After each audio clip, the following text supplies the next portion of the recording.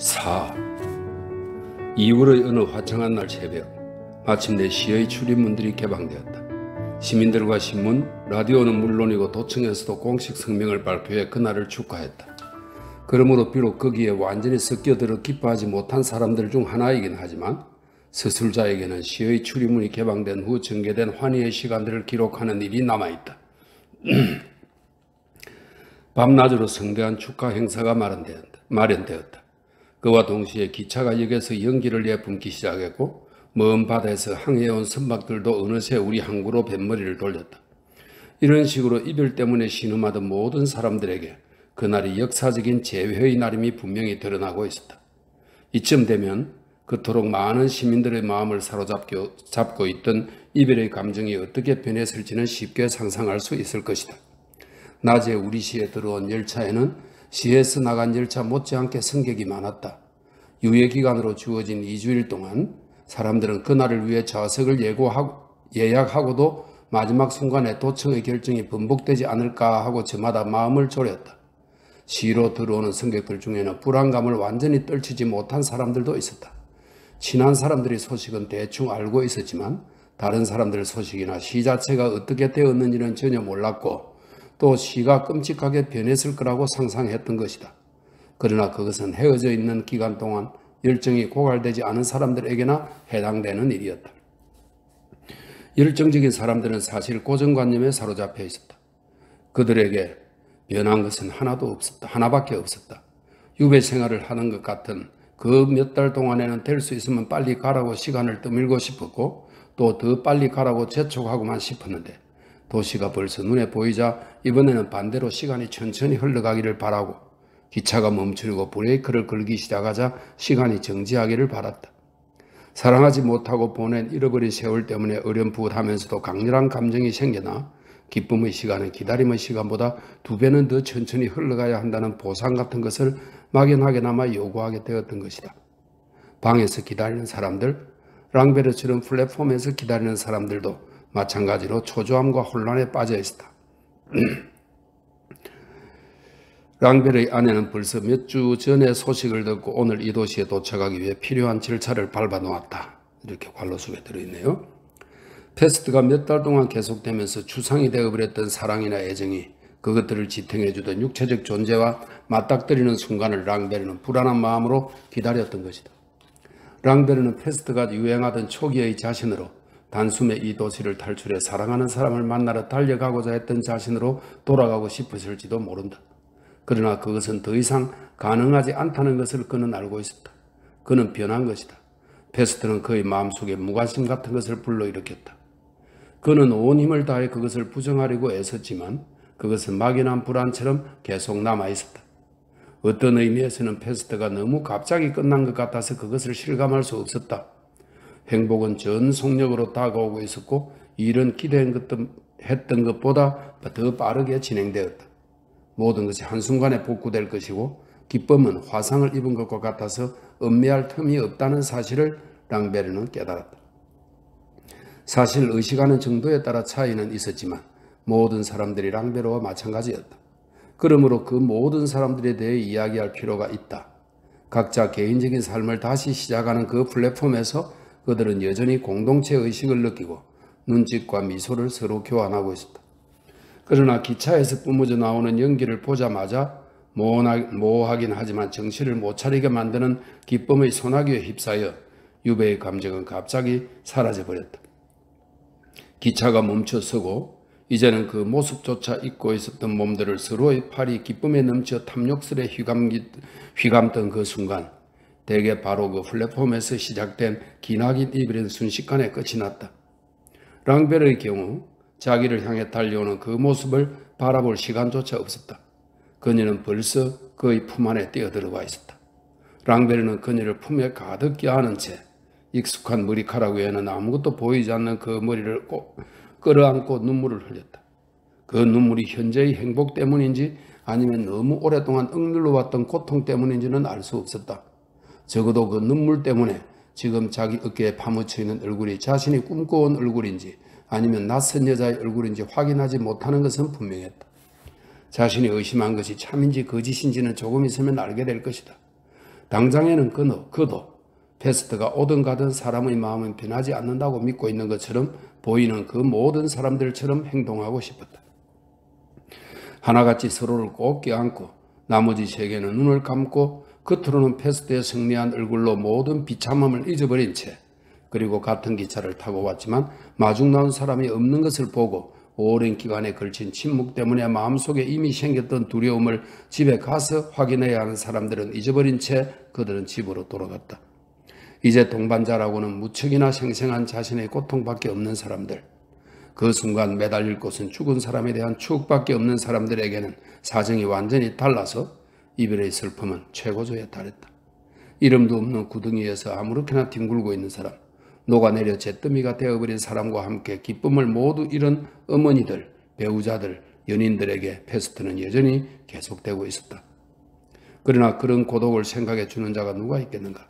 아침부터 대기 속에서 찬바람과 싸우던 태양이 정오가 되자 마침내 승리하여 강렬한 빛의 물결을 도시 전체에 끊임없이 쏟아부었다. 낮은 정지되어 있었다. 어두운 언덕 꼭대기에 있는 요새에서는 대포들이 맑은 하늘에 계속 포성을 울렸다. 시민들이 모두 밖으로 쏟아져 나와 고통스러운 시간의 종말을 축하했지만 망각의 시간은 아직 시작되지도 않은 상태였다. 광장마다 사람들이 춤을 추었다. 어느덧 통행량이 현저히 많아졌고 자동차 수도 늘어서 인파가 넘치는 거리를 통과하기가 쉽지 않았다. 시내에서는 오후 내내 종소리가 힘차게 울려 퍼졌다. 황금빛 도는 푸른 하늘에 종소리가 가득 찼다. 교회에서는 감사기도를 올리고 있었다. 같은 시각 축제 장소들은 터질 듯이 성황을 이루었고 카페에서는 앞날이 어떻게 되든 상관하지 않고 마지막 남은 술을 아낌없이 내놓았다. 흥분한 사람들이 카운터 앞으로 밀려들었다. 그들 중에는 남의 시선은 아랑곳하지 않고 껴안고 있는 커플도 많았다. 모두들 소리내어 외치거나 웃고 있었다. 마치 그날이 생존 기념일이라도 되는 것처럼 지난 몇 달 동안 영혼의 불빛을 낮추고 살면서 비축해 놓은 생명의 양식을 마음껏 소비했다. 다음 날이면 본래의 조심스러운 생활이 다시 시작될 테지만 지금 이 순간만큼은 출신이 전혀 다른 사람들도 서로 접촉하며 친밀감을 느꼈다. 사실상 죽음도 실현하지 못한 평등이 해방의 기쁨 속에서 적어도 몇 시간 동안 실현되고 있었다. 그러나 흔해 빠진 이 넘쳐나는 활기로 모든 것을 다 설명할 수는 없었다. 늦은 오후에 랑베르와 함께 거리를 메우고 있던 사람들은 무덤덤하게 행동했지만 마음속에는 더 미묘한 행복감을 감추고 있었다. 실제로 수많은 연인들과 가족들이 겉보기에는 그저 평화롭게 산책하는 사람들로만 보였다. 그러나 그들 대부분은 사실상 고통스러웠던 장소를 찾아 미묘한 순례를 하고 있었다. 그 순례는 명백히 드러나 있건 아니건 감춰져 있건 새로운 사람들에게 패스트의 흔적, 그 역사의 자취를 보여주기 위한 것이었다. 어떤 사람들은 안내자 역할을 하면서 많은 것을 목격한 사람, 패스트를 경험한 사람의 역할로 만족했다. 그리하여 위험했던 일을 공포심을 불러일으키지 않고 이야기했다. 그런 즐거움은 해롭지 않았다. 그러나 다른 사람의 경우 그것은 좀 더 민감한 여정이어서 어떤 연인은 추억을 되살리며 달콤한 불안에 빠져들어 함께 있는 여자에게 이렇게 말했다. 당신 바로 여기에서 당신을 원했는데 당신은 여기에 없었지. 이 열정의 여행자들은 그 순간 서로를 알아볼 수 있었다. 그들은 자신들이 걷고 있는 그 혼란의 한복판에서 작은 섬을 이루며 속삭이고 속내 이야기를 하고 있었던 것이다. 사거리의 오케스트라보다는 오히려 그들이 진정한 해방을 알리는 사람들이었다. 서로 껴안은 채 말을 아끼며 황홀한 얼굴로 걸어가는 그 쌍쌍의 남녀들이야말로 소용돌이의 한복판에서 행복한 사람들의 의기양양함과 편파성을 드러내며 이제 패스트는 물러갔고 공포의 시대는 종말을 꼬였다고 확인해 주었던 것이다. 그들은 우리가 한때 경험했던 저 어처구니 없는 세계, 사람을 죽이는 것이 팔이 죽이는 일 정도로 일상화되었던 무지막지한 세계, 두려워시 드러났던 야만성, 주도 면밀한 광란, 현재가 아닌 모든 것에 끔찍할 정도로 무관심했던 저 유폐 상태, 죽지 않은 사람들을 아연실색하게 했던 저 죽음의 냄새, 이런 것들을 자명한 모든 사실에도 불구하고 태연히 부정하고 있었다. 그럼으로써 우리가 일부는 매일같이 화장터의 아궁이에 쌓여 고기 타는 냄새가 나는 연기가 되어 사라지고 나머지는 무기력과 공포의 사슬에 묶여 자기 차례를 기다리던 민중이었다는 사실을, 깜짝 놀라 얼이 빠졌던 민중이었다는 사실을 부정하고 있었다. 그날 오후 늦게 종소리와 대포소리, 음악소리가 울려 퍼지고 사람들이 귀가 멍멍해질 정도로 함성을 지르는 가운데 변두리 지역 쪽으로 혼자 걸어가던 의사 리웨의 눈에 띈 광경은 어쨌든 그런 것이었다. 그는 계속 왕진을 다녔다. 환자가 없는 날은 없었다. 도시 위로 내려쬐는 화창한 햇빛 속에서 옛날과 다름없이 고기 굽는 냄새와 아니스 술 냄새가 피어올랐다. 그의 주위에서 사람들이 얼굴을 젖히고 즐겁게 하늘을 쳐다보았다. 남자들과 여자들은 불타듯 상기된 얼굴로 서로 흥분해서 욕망에 넘치는 소리를 지르며 서로를 부둥켜 안고 있었다. 그렇다. 공포가 끝나면서 패스트도 끝이 났고 그렇게 부둥켜 하는 팔들은 심오한 의미에서 패스트가 사실은 유배와 이별이었음을 말해주고 있었다. 여러 달 동안 모든 행인들의 얼굴에서 읽을 수 있었던 그 비슷비슷한 분위기에 리웨는 처음으로 이름을 붙일 수 있었다. 이제 주위를 둘러보는 것만으로도 충분했다. 비참하고 궁핍한 시간을 겪은 후 패스트가 사라지는 시점에 이르자 사람들은 모두 이미 오래전부터 해온 역할, 망명객의 역할에 어울리는 옷을 걸치게 되었던 것이다. 처음에는 얼굴을 통해, 지금은 옷차림을 통해 부재와 멀리 두고 온 고향이 드러나 보였다. 패스트 때문에 시의 출입문이 표시된 그 순간부터 그들은 이별 상태로 살아왔으며 모든 것을 잊게 해주는 인간의 온기로부터 차단된 채 지내왔던 것이다. 정도의 차이는 있지만 도시 어디서나 남자들과 여자들은 어떤 결합을 열망하면서 지내왔다. 그 결합은 성격상 모든 사람에게 동일하지는 않았지만 한결같이 불가능한 것이었다. 그들은 대부분 곁에 있지 않은 사람을 향해 육체의 온기와 애정 혹은 습관을 돌려달라고 온 힘을 다해 외치고 있었다. 어떤 사람들은 자기도 모르는 사이에 친한 사람들과 헤어져 편지나 기차나 배처럼 우정을 이어주는 평범한 수단으로는 더 이상 그들을 만날 수 없게 된 것을 괴로워했다. 더 드문 경우지만 그 밖의 사람들, 가령 타로 같은 사람들은 뭐라고 정의할 수는 없지만 그들에게 욕망할 만한 것으로 보이는 유일한 그 무엇과 다시 결합하기를 바랐다. 그리고 달리 부를 말이 없어서 때때로 그것을 평화라고 불렀다. 리웨는 계속 걸어갔다.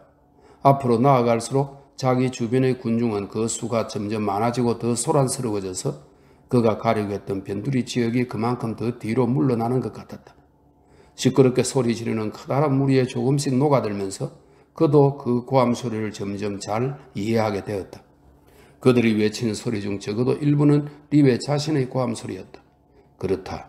모든 사람들이 육체적으로나 정신적으로 견디기 힘든 부재, 대책 없는 유배생활, 결코 채우지 못하는 갈증으로 다 함께 고통을 당했던 것이다. 산더미처럼 쌓인 시체들, 구급차의 사이렌 소리, 운명으로 받아들일 수밖에 없었던 경고들, 공포심을 불러일으키던 그 끈질긴 제자리 걸음, 그들의 마음에서 솟구치던 무서운 반항심, 이런 것들 사이에서도 하나의 거대한 웅성거림이 공포에 사로잡힌 사람들에게 진정한 조국을 되찾아야 한다고 말하며 쉬지 않고 경고하고 있었다. 그들 모두에게 진정한 조국은 그 숨막히는 도시의 벽 너머에 있었다. 진정한 조국은 언덕 위의 향기로운 등불 속에, 바다 속에, 자유로운 고장들과 사랑의 무게 속에 있었다. 그들은 그 밖의 모든 것에 대해서는 혐오감을 느끼고 등을 돌린 채 그 조국을 향해, 행복을 향해 다시 돌아가고 싶었던 것이다. 유배와 재결합에 대한 욕구가 어떤 의미인지에 대해 리웨는 아는 바가 전혀 없었다. 사방에서 떠밀고 말을 걸어오는 군중 사이를 헤쳐가면서 그는 차츰 덜 붐비는 거리로 돌아섰다. 그러면서 유배와 재결합의 욕망에 의미가 있는가 없는가 하는 것은 중요하지 않으며 사람들의 희망에 어떤 대답이 주어졌는지를 알아야 한다고 생각했다. 이제 그는 어떤 대답이 주어졌는지 알고 있었다. 인적이 거의 없는 변두리 지역에 들어서자 그것을 더욱 뚜렷이 알 수 있었다. 자신의 보잘것없는 상태에 만족하고 사랑의 보금자리로 돌아가기만을 원한 사람들은 가끔 보상을 받았다. 물론 그런 사람들 중에서도 몇몇은 기다리던 사람을 잃고 여전히 외롭게 시내를 걷고 있었다. 패스트가 유행하기 전 단번에 사랑을 이루지 못하고 여러 해에 걸쳐 원수같이 지내며 맹목적으로 어렵게 화합을 추구하다가 마침내 서로 결합하게 된 연인들처럼 두 번 헤어지지 않은 자들은 행복할지어다. 그런 사람들은 리웨 자신도 그렇지만 경솔하게도 시간을 믿었던 자들이었다. 그런데 그들은 영원히 헤어지고 말았던 것이다. 그러나 그날 아침에 의사가 작별하면서 용기를 내세요. 지금이야말로 올바르게 판단해야 할 때예요. 라고 말해준 랑베르 같은 사람들도 있었다. 그들은 영영 잃어버렸다고 믿었던 사람을 지체 없이 되찾았다. 그들은 적어도 당분간은 행복할 것이다. 이제 그들은 인간이 언제나 원할 수 있고 또 가끔 얻을 수 있는 것이 있다면 그것은 바로 인간에 대한 애정이라는 것을 알게 되었다. 반대로 인간을 초월해 자기들이 상상할 수조차 없는 어떤 것을 지향했던 사람들은 결국 아무 대답도 얻지 못했다. 타루는 자신이 말하던 그 어려운 평화에 도달한 듯 했지만 죽음 속에서 그에게 도움이 되지 않을 순간에 가서야 겨우 평화를 발견했다. 반면 리웨의 눈에 띈 다른 사람들, 즉 집의 문턱에서 기울어가는 햇빛을 받으며 온 힘을 다해 서로를 끼어가는 채 황홀하게 마주보고 있는 사람들이 바라던 것을 얻었다면 그것은 자신에게 속했던 것만을 요구했기 때문이었다. 그랑과 코타르가 사는 거리로 접어들면서 리웨는 적어도 가끔은 인간만으로, 보잘것없지만 엄청난 인간의 사랑만으로 만족하는 사람들이 기쁨의 보상을 받는 것이 당연하다고 생각했다. 마지막 글입니다. 5. 이 연대기도 끝맺을 때가 되었다. 이제 의사 베르나르 리웨 자신이 이 연대기의 작가였음을 고백할 때가 된 것이다. 그러나 마지막 사건들을 서술하기 전에 그는 다른 것은 몰라도 자신이 이 일을 떠맡게 된 이유를 설명하고 또 자신이 이 연대기를 객관적 어조로 정언하듯 기록하려고 노력했다는 사실을 밝혀두고자 한다. 패스트가 유행하던 기간 내내 그는 직업관계로 거의 대부분의 시민들을 만날 수 있었고 그들이 느끼는 바를 수집할 수 있었다. 다시 말해 자기가 보고 들은 것을 이야기하기에 적합한 위치에 있었다. 그러나 그는 그 일을 가능한 한 신중하게 수행하려고 했다. 대개의 경우 직접 본 것 이상을 기록하지 않으려고 패스트를 겪은 사람들이 품지 못했던 생각들을 그들에게 억지로 부여하지 않으려고 그리고 우연한 기회에 혹은 불행한 인연으로 수중에 넣게 된 텍스트만 활용하려고 노력했다. 어떤 범죄 사건의 증인으로 불려갔을 때도 그는 선량한 증인이 갖춰야 할 조심스러운 태도를 견지했다. 그러면서도 양심에 어긋나지 않게 단호한 태도로 희생자의 편을 들었고 그들이 공유하고 있는 유일한 확신, 즉 사랑과 고통과 유배의 확신 속에서 인간들과 시민들과 하나가 되고자 했다. 그래야 시민들이 느낀 불안이라면 그 어떤 것도 그가 나누어 겪지 않은 것이 없었고 그 어떤 상황도 그의 상황이 아닌 것이 없었다. 충실한 정인이 되기 위해 그는 특히 조서, 문헌, 소문 같은 것들을 옮겨 적어야 했다. 반면 말하고 싶었던 사적인 것들, 자신의 기대나 시련에 대해서는 침묵을 지키고자 했다. 혹시 그가 자신의 기대나 시련에 대해 언급했다면 그것은 시민들을 이해하고 또 이해시켜보려는 의도에서 그리고 대개의 경우 그들이 막연하게 느꼈던 것에 가능한 한 정확한 형태를 부여하려는 의도에서 그랬을 뿐이다. 사실 그에게는 이런 이성적인 노력이 조금도 힘들지 않았다. 패스트 환자 수천 명의 목소리에 자신의 마음을 섞어 직접적으로 드러내고 싶었을 때도 그는 자신의 괴로움 중 그 어느 것도 다른 사람들의 괴로움이 아닌 것이 없으며 혼자 고통을 겪는 일이 너무나 빈번한 이 세계에서 그런 사정은 오히려 다행이라는 생각에서 참았던 것이다. 요컨대 그는 모든 사람을 위해 이야기해야 했다. 그러나 시민 중에는 의사 리웨가 변호할 수 없는 사람이 적어도 한 명 있었다. 언젠가 타루가 그에게 이렇게 말한 적이 있는 사람이었다. 그 사람에게는 진정으로 죄악이라고 할 만한 것이 하나 있어요. 그 사람이 어린 아이들과 인간들을 죽게 하는 것에 마음속으로 동의했던 거예요. 그 외의 것은 이해할 수 있어요. 하지만 그걸 용서하는 건 나도 힘이 드네요. 이 연대기가 그 무지한 마음, 다시 말해 고독한 마음을 가진 그 사람에 대한 이야기로 끝나는 것은 당연한 일이다.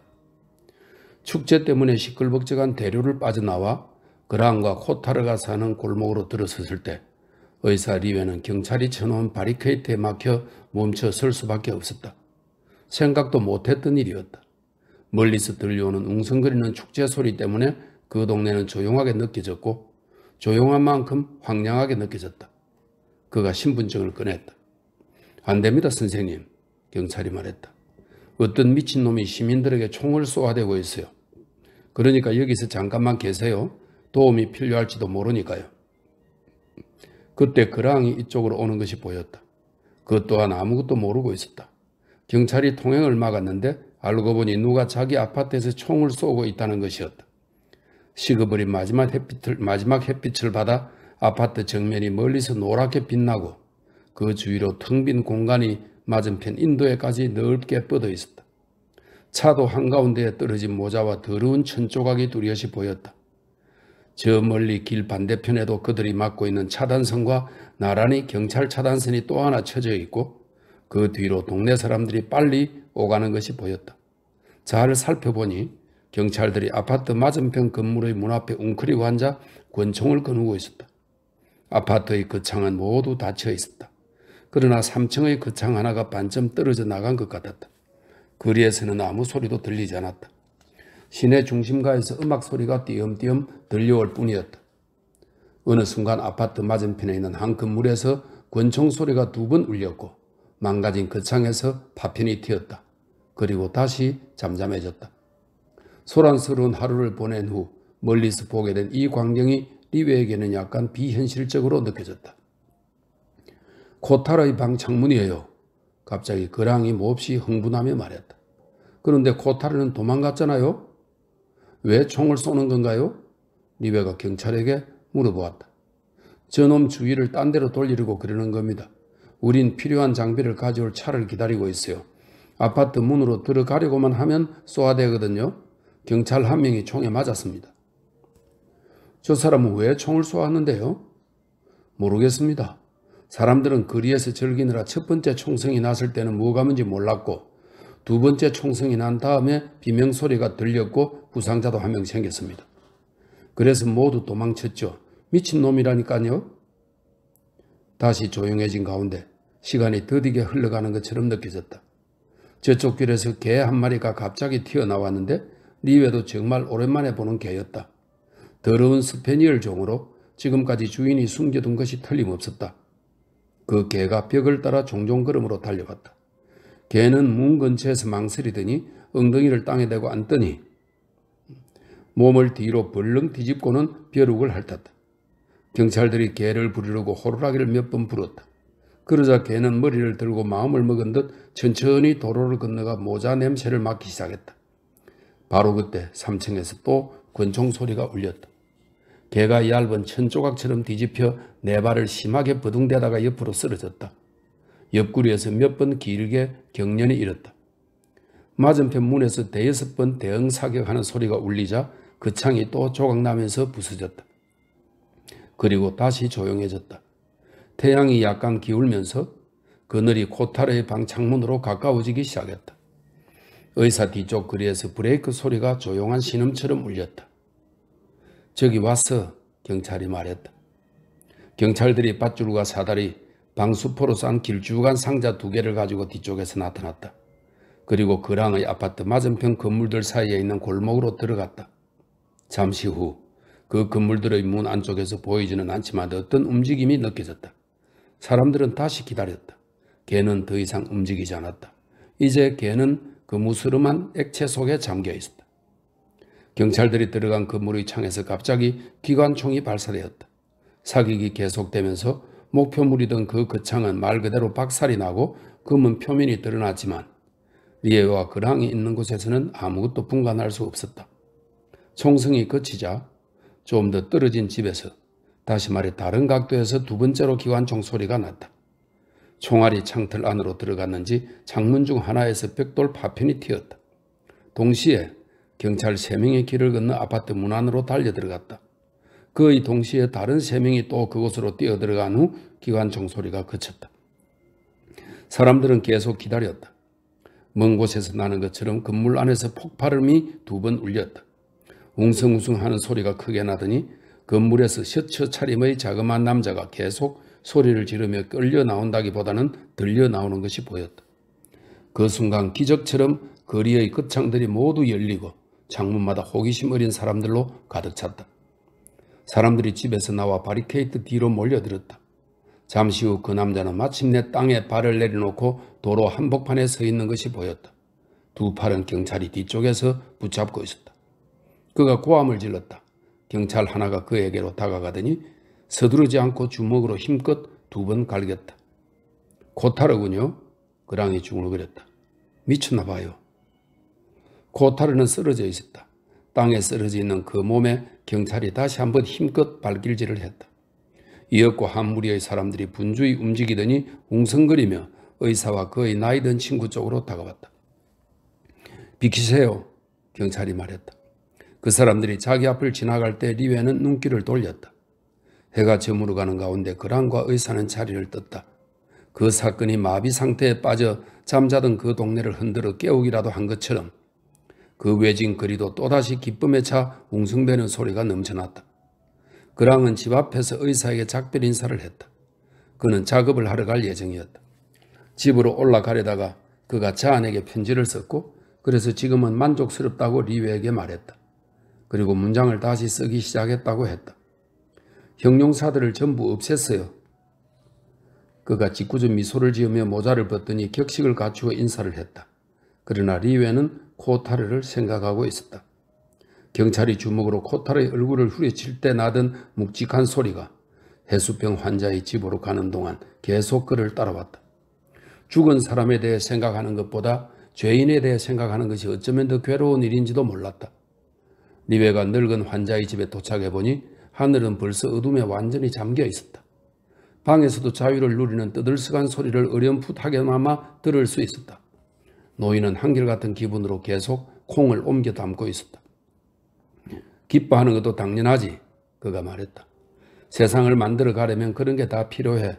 그런데 친구분은 어떻게 되셨소? 폭발음이 몇 번 그들에게까지 들려왔다. 아이들이 폭죽놀이를 하면서 내는 평화로운 소리였다. 죽었습니다. 그릉거리는 가슴에 청진기를 대면서 의사가 말했다. 아, 노인이 좀 당황한 듯 말했다. 패스트로 죽었어요. 리웨가 덧붙였다. 그런 거야. 잠시 뒤에 노인이 말했다. 가장 좋은 사람들이 죽는 거지. 그게 인생이야. 하지만 그 사람은 자기가 뭘 원하는지 알고 있었어. 왜 그런 말씀을 하시나요? 청진기를 집어넣으며 리웨가 물었다. 그냥 하는 말이야. 그 사람은 쓸데없는 말은 하지 않더군. 어쨌든 그 사람은 내 마음에 듭디다. 하지만 다 그런 거야. 다른 사람들은 패스트다. 우리가 패스트를 이겼어. 라면 난리를 치지. 별것 아닌 일로 훈장이라도 달라고 할 거고. 그런데 패스트가 대체 뭘 의미할까? 그것이 인생이야. 그뿐이지. 규칙적으로 찜질을 해야 합니다. 그런 걱정은 안 해도 돼. 나는 오래 살 거야. 다른 사람이 죽는 것을 다 볼 때까지 말이야. 살아남는 법을 알고 있거든. 그의 말에 응답이라도 하듯 기뻐서 외치는 소리가 멀리서 들려왔다. 의사는 방 한가운데에 멈추었다. 테라스에 가봐도 될까요? 되고 말고 저 사람들을 위에 올라가서 보고 싶은 게로군. 좋을 대로 하시게. 하지만 그들은 언제나 똑같아. 리웨는 계단 쪽으로 갔다. 의사 선생, 패스트로 죽은 사람들을 위해 기념비를 세운다던데 정말인가? 비석을 세우거나 동판을 붙일 거라고 신문에 났더군요. 그럴 줄 알았어. 그리고 연설도 하겠지. 노인은 목이 맨 듯한 소리로 웃어댔다. 여기 있어도 다 들려. 우리 희생자들은... 그 다음에는 식사를 하러 가겠지. 리웨는 어느새 계단을 올라가고 있었다. 집들 위로 차가운 하늘이 넓게 펼쳐진 채 반짝였고 언덕 가까이에서는 별들이 부싯돌처럼 단단해지고 있었다. 이날 밤도 타로와 그가 패스트를 잇기 위해 테라스에 올라왔던 그날 밤과 별로 다르지 않았다. 낭떠러지 아래에서 들려오는 바닷소리만 그때보다 훨씬 요란했다. 미지근한 가을 바람에 실려오던 소금기가 빠져서 공기는 더욱 잔잔하고 가벼웠다. 그동안에도 시내의 웅성거리는 소리가 파도 소리와 함께 계속 테라스 아래로 밀려와 부딪혔다. 그러나 이 밤은 반항의 밤이 아니라 해방의 밤이었다. 멀리 보이는 금붉은 빛으로 그곳에 불빛 찬란한 대로와 광장이 있다는 것을 알 수 있었다. 이제 해방된 어둠 속에서 욕망은 아무런 구속도 받지 않았다. 리웨에게까지 밀려오는 것은 바로 그 욕망의 소리였다. 어두컴컴한 항구에서 첫 번째 불꽃들을 쏘아올리면서 공식 축하연이 시작되었다. 시민들은 길고 은은한 탄성을 지르며 불꽃들을 맞이했다. 코타르도 타루도 리웨가 사랑했고 잃어버린 남자들과 여자들도 죽은 자들도 범죄자들도 모두 기억나지 않았다. 노인의 말이 옳았다. 인간들은 언제나 똑같았다. 그러나 그것이 바로 인간의 힘이자 순수함이었다. 리웨가 모든 고통을 넘어 그들과 다시 만난다고 느낀 지점도 바로 여기였다. 함성이 더 강해지고 길어지면서 테라스 아래까지 밀려와 오랫도록 반향하는 가운데 하늘 높이 솟아오르는 형형색색의 불꽃다발이 점점 더 많아졌다. 그것들을 바라보며 의사 리웨는 침묵하는 사람이 되지 않기 위해 패스트에 걸렸던 사람들에 대해 우호적으로 정언하기 위해 적어도 그들에게 가해진 불의와 폭력에 대한 기억을 남기기 위해 그리고 재앙 중에 배운 것, 즉 인간에게는 경멸해야 할 것보다 찬양해야 할 것이 더 많다는 것만이라도 말하기 위해 지금 여기서 끝맺으려고 하는 이야기를 글로 쓰기로 결심했다. 그러나 이 연대기가 결정적인 승리의 기록일 수 없다는 것을 그는 알고 있었다. 이 기록은 성자가 될 수도 없고 재앙을 받아들일 수도 없기에 의사가 되려고 노력하는 모든 사람들이 그들의 개인적인 고통에도 불구하고 공포와 그 공포에 지칠 줄 모르는 무기에 대항해 완수해야만 했고 아마도 여전히 완수해야 할 그 무엇에 대한 정언에 불과했다. 도시에서 올라오는 환희의 외침을 실제로 들으며 리웨는 그러한 환희가 여전히 위협받고 있다는 사실을 떠올렸다.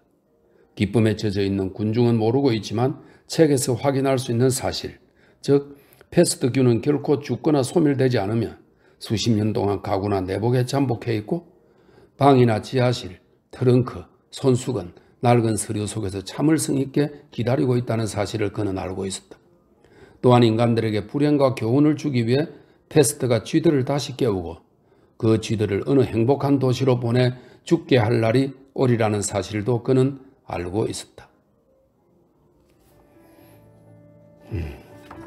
예. 이렇게 해서 알베르 까미의 패스트 모두 읽었습니다.